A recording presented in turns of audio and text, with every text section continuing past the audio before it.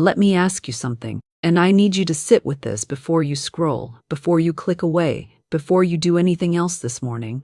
Are you exhausted? Not the kind of exhausted that disappears after 8 hours of sleep. I mean the deeper kind. The kind where you have been wanting and hoping and praying and waiting and writing things down in journals and making vision boards and telling yourself, this is my year. This is my season. This is my moment. And yet here you are, still waiting, still hoping, still wondering if God or the universe or whatever name you give to that great something that holds all things together is even paying attention. If that is you, and something tells me it is. Otherwise, you would not have clicked on a video called Easter Sunday and the one grace you should ask for today. Then stay right here with me, because what I am about to share with you is not a new formula. It is not a 5-step plan. It is not another productivity hack dressed up in spiritual clothing. What I am about to share with you is something ancient, something hiding in plain sight, something that this very day, this Easter Sunday morning, is practically shouting at you from every direction. And you are about to finally hear it, maybe for the very first time. Now, before we get into the heart of this, I want to do something that most people will not do for you today. I want to acknowledge something. I want to look you in the eye through the screen and say, I know it has been hard. And I do not mean hard like, oh, it has been a bit of a rough patch. I mean hard, like there are days when you genuinely wonder if you were doing this life thing right. Hard, like you see other people winning and thriving and announcing things and you smile for them. You genuinely do, but somewhere deep inside there is a quiet voice that whispers, what about me? When does my season come? And you feel guilty for that voice. You try to silence it. You return to your gratitude journal. You count your blessings. You remind yourself that comparison is the thief of joy. And all of that is beautiful, truly. But the voice does not go away, does it? Because the voice is not your enemy. The voice is simply the evidence of a desire that has not yet found its form. And desire, my dear friend, is divine. Desire is the universe speaking through you. Desire is God whispering into your heart a vision of what is possible. Do not silence it. Learn to speak back to it properly. But here is where most people go wrong. And I say this with great love and a touch of humor because I have been there myself. When we want something, whether it is healing or financial breakthrough or a restored relationship or a fresh start of any kind, we sit down and we make our list. We go to God or the universe or however we pray and we say, I want this, and then this, and also this. And while you are at it, can you make it happen by Thursday? Because Thursday would really work for my schedule. We treat the infinite creative power of the universe like it is a vending machine. We insert our prayer, we press the button, and we expect our blessing to drop into the tray. And when it does not arrive immediately, we start shaking the machine. We fast more, we confess more, we manifest harder, we create another vision board. We try a different affirmation. We start questioning whether we said the magic words incorrectly or whether God is occupied with someone else, or whether the law of attraction somehow passes over people with our particular energy. And the whole time we are missing the one thing, the one grace, the one request that if you ask for it today on this Easter Sunday of all days will unlock everything else you have been reaching for. Now I know what you are thinking. You are thinking she is about to say gratitude or faith or something about mindset. And I understand why you would think that because those words get tossed around so often they have almost lost their power like chewing gum that has been in your mouth far too long. But no, what I am about to tell you is something more precise than that, more powerful. And when you hear it, I want you to feel it in your chest, not just process it in your head. The one grace you should ask for today, the only thing truly worth asking for on Easter Sunday, is resurrection. Not resurrection of a situation. Not resurrection of a dream. Not resurrection of a relationship or a bank account or career. I mean resurrection of yourself. The real you. The you that got buried beneath years of disappointment, fear, wrong thinking, other people's opinions, your own limiting beliefs, and the 1,000 small ways you have agreed with the voice that said you are too much or not enough or too late or too old or too young or too broken. That you is not dead, but she has been in the tomb for quite some time. And today of all days is the day we roll the stone away. Now let me explain this with a little more depth, because I am a firm believer that spiritual truth and practical wisdom are not enemies. They are the closest of friends when they are properly introduced to each other. So let me introduce them now. Here's what we know about human beings from both science and spiritual wisdom. We are creatures of belief.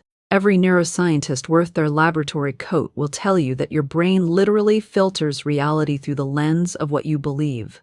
There is a part of your brain called the reticular activating system, and I know that sounds like something lifted from a science fiction film.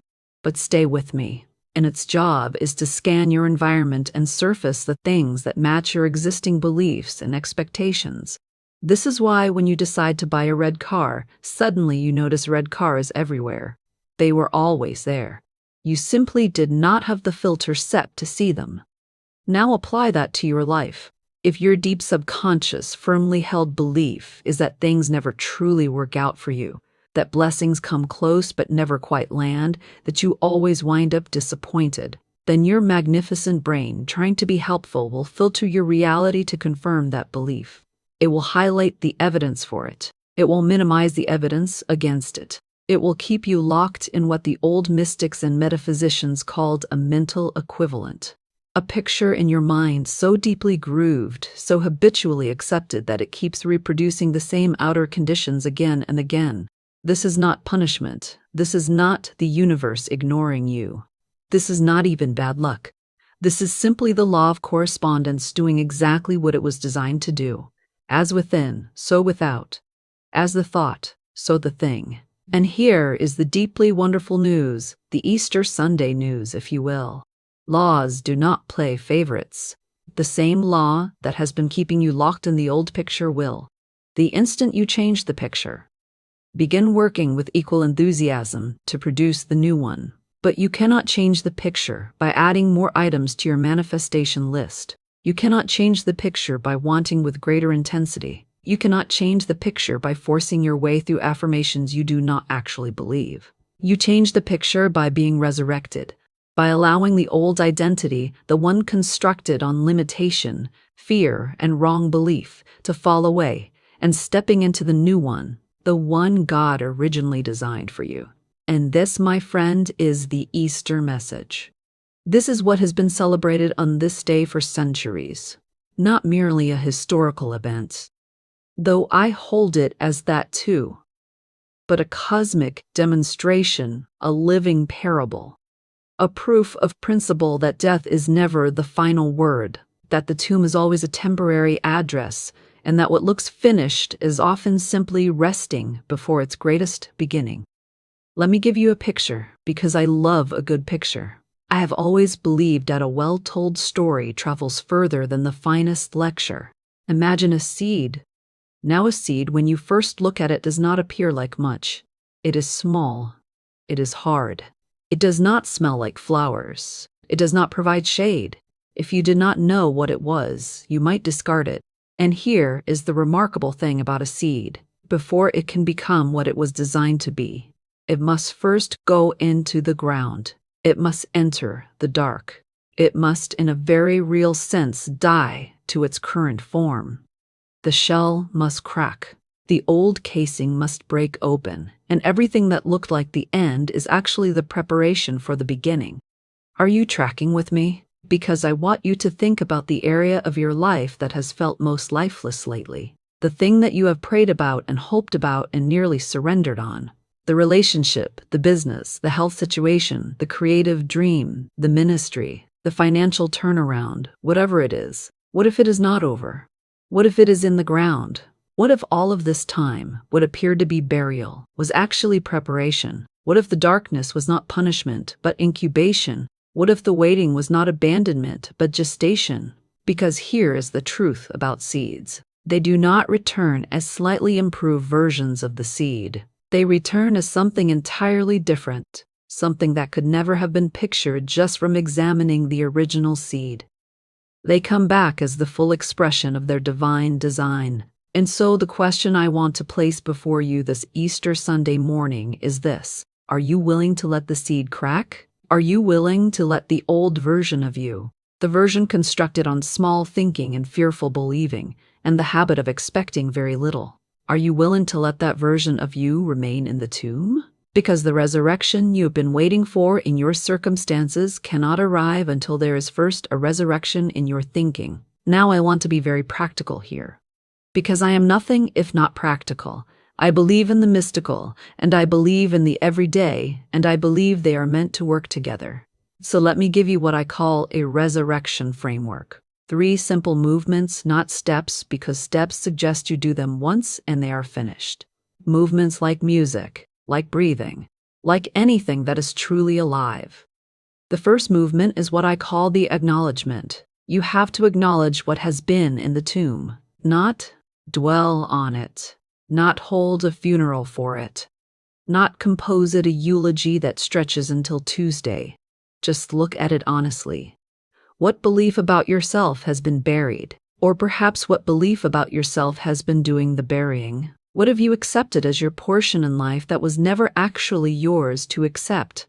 What have you labeled reality that was simply a very convincing habit? I will give you a few examples because sometimes we need to hear things spoken plainly before we recognize ourselves in them. Perhaps you have believed deep down that money is something that happens to other people, that prosperity belongs to those born into the right family, or who carry a particular kind of talent or education that you lack. Perhaps you have believed that your body is simply built a certain way and that is final. Perhaps you have believed that the love you long for is something you are fundamentally disqualified from receiving. Too complicated, too much history, too many edges. Perhaps you have believed that God helps the bold dreamers, the confident and the polished, and that your particular ordinary life is slightly beneath the notice of heaven. Whatever it is, name it. Not aloud necessarily, though you are welcome to pause this video and say it out loud, and I genuinely encourage that. Just allow the belief to surface. Let it come into the light because you cannot resurrect what you have not first acknowledged is lying in the tomb. The second movement is the declaration. And this is where it becomes delightful. This is where the spiritual and the neuroscientific throw their arms around each other and begin dancing. Because what I am about to describe is confirmed by both ancient wisdom and modern brain research. When you make a declaration, a clear present tense first-person statement of spiritual truth, you are not merely saying words, you are literally laying down new neural pathways. You are interrupting the old groove in the record and cutting a fresh one. You are giving your reticular activating system entirely new instructions. You are, and I say this with full conviction, speaking a new world into existence, because that is what words do. That is what they have always done. The universe itself was spoken into being. Do not tell me words are just words. So here's your assignment for today, and I promise it will not require more than 3 minutes, and you can complete it before your Easter lunch. I want you to take the belief you identified in the first movement, the one that has been in the tomb, and I want you to declare its opposite, not as a wish, not as a hope, but as a present tense spiritual fact. Not I hope money will find me someday, but infinite substance flows to me in perfect ways and I am a magnet for abundance. Not I wish I could be healthier, but divine love expresses itself as perfect health in my body right now. Not I want to find love, but I am deeply loved. I radiate love. Love meets me in the most unexpected and wonderful ways. The universe is always arranging beautiful appointments on my behalf. Does this feel uncomfortable? Good. Discomfort is the sensation of a new groove being formed. The strangeness you feel when you declare something you do not yet believe is actually your nervous system updating its files. You are not deceiving yourself. You are speaking a deeper truth than your circumstances currently reflect. You are, to borrow the Easter language, speaking life to dry bones. The third movement, and this is the one that most people skip, which is precisely why most people do not experience results, is what I call the action of faith. And I want to be very specific about what this means because it is not what you expect. The action of faith is not the massive impressive I quit my job and moved to Paris leap that makes a great story, but sends your nervous system into complete paralysis. The action of faith is the small, consistent, immediate thing that announces, I believe this is real before I hold the evidence. Let me give you an example. If you are declaring abundance but treating every cent as though it is your last, you are sending a divided message. So the action of faith might be, give something today, not because you have surplus, but because you trust that the source is infinite and you are connected to it. Buy someone's coffee. Leave a generous tip. Drop something in the offering. Do a small thing that declares, I am not operating from scarcity. I am operating from abundance. If you are declaring health, but treating your body as though it is already broken, your action of faith today might be take a walk, not a marathon, a walk around the block. Prepare one nourishing meal. Drink an extra glass of water, something that says, I believe my body is designed to flourish and I am going to act from that truth.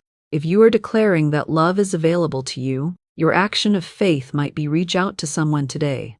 Not because you need something from them, simply because love circulates. It flows. It does not hoard itself.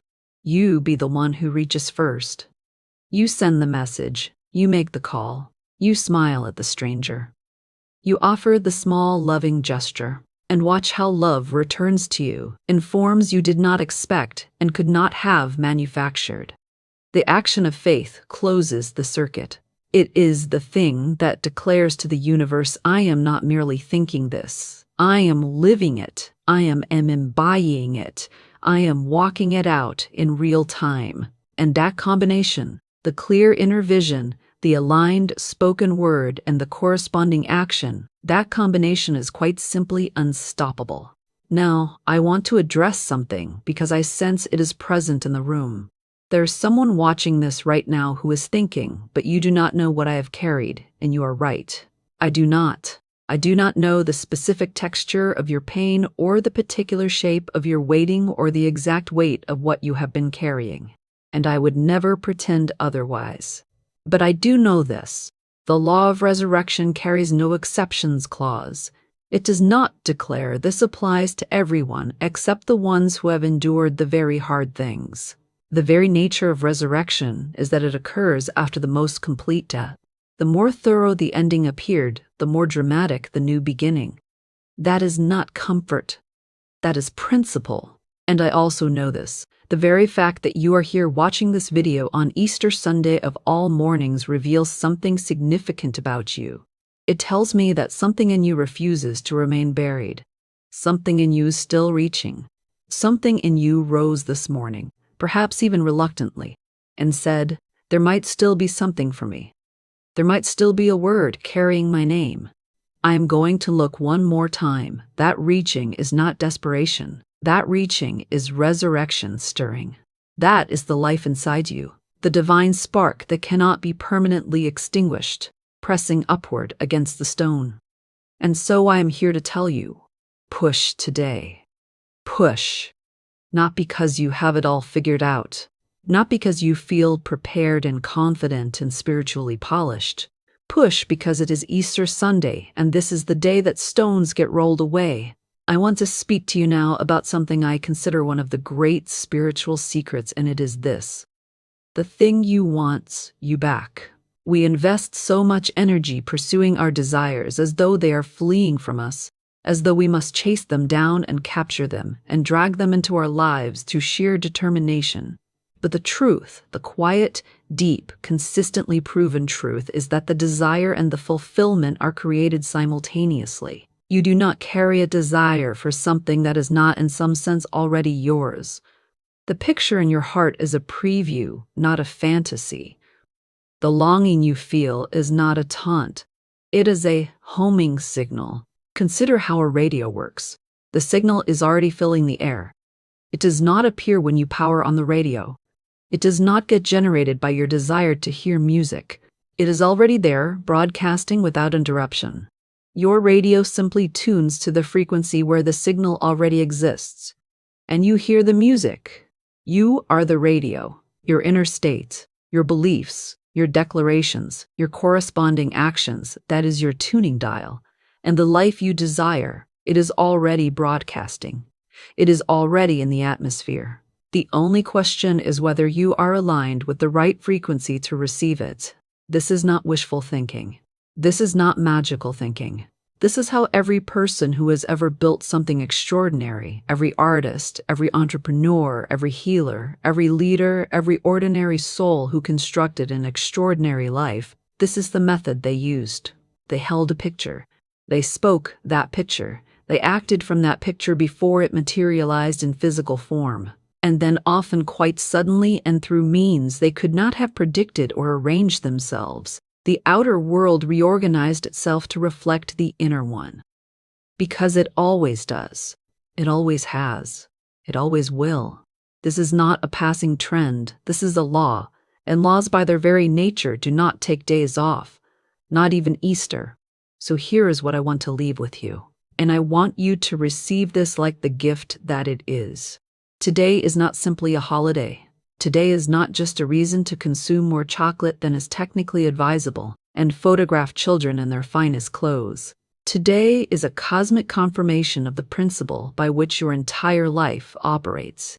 Today is the universe demonstrating in the most vivid possible terms that nothing is beyond redemption. Nothing is beyond renewal. Nothing is beyond the startling, surprising, completely unexpected reversal that transforms everything.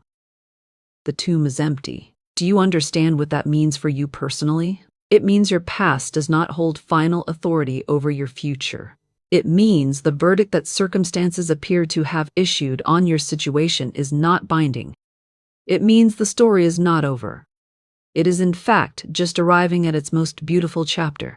And the one grace, the only thing worth requesting today, is the grace to perceive yourself the way the divine perceives you. Not the limited, weary, disappointed, waiting for something to finally work out version of you, but the original, intended, fully designed, completely equipped, abundantly supplied version. The version that was the thought and the mind of God before you ever drew your first breath. The version that nothing you have done or left undone can permanently erase. The version that is pressing against the stone right now, inviting you to push. Ask for that today. Ask for the eyes to see it. Ask for the ears to receive it. Ask for the courage to declare it and the boldness to walk inside it. Because when you possess that, when you carry the resurrection identity, the knowledge of who you truly are and what you were genuinely made for, everything else you have been requesting, all those desires and dreams and hopes written in journals and on vision boards, they will begin finding you. Not because you worked with greater intensity, but because you became the version of yourself they were always searching for. Now, before I release you, because I know your Easter lunch is not going to prepare itself, I want you to do something right now, not later. Right now, I want you to write down in a comment below or in your journal or on a sheet of paper. One thing you are declaring, resurrected today. One dream. One desire, one area of your life where you are rolling the stone away and declaring this is not finished. This is not over. This is not the ending. Write it down. Name it. Speak it, because there is extraordinary power in articulation. There is power in the moment when the invisible becomes visible in words. You are the author of this story. You carry more influence over the narrative than you have been behaving as though you do. Begin behaving differently starting today. And if this video has stirred something in you, even a small ember, even the faintest flicker, I want you to do two things. First, subscribe to Scovel Spirit Daily, because Florence Scovel Shinn has so much more wisdom where this originated, and I would love to continue walking beside you. Every single week, I come here to remind you of who you are and what you are capable of, and how magnificently the universe is working in your favor, even when all the evidence appears to point elsewhere, especially then. And second, share this video with one person who needs to receive it today. You already know who they are. The friend who has been quietly struggling. The family member who has dimmed a little, the colleague who is navigating the kind of season that makes you want to pull the covers over your head and wait for a kinder year. Send it to them because this may be the word they have been waiting for on this Easter Sunday morning. And your act of sending it, that is your action of faith, that is love in circulation, and it will return to you in forms you cannot yet envision. Happy Easter, beautiful soul. The stone is rolled away. The tomb is empty, and you, the real you, the whole you, the magnificent you that was dreamed into existence before you ever drew your first breath, you are alive, you are well, you are equipped, you are supplied. You are loved with a love that has no floor and no ceiling and no conditions attached. Now go live like it, go live like it. Like, subscribe to Scovel Spirit Daily, and share your thoughts in the comments.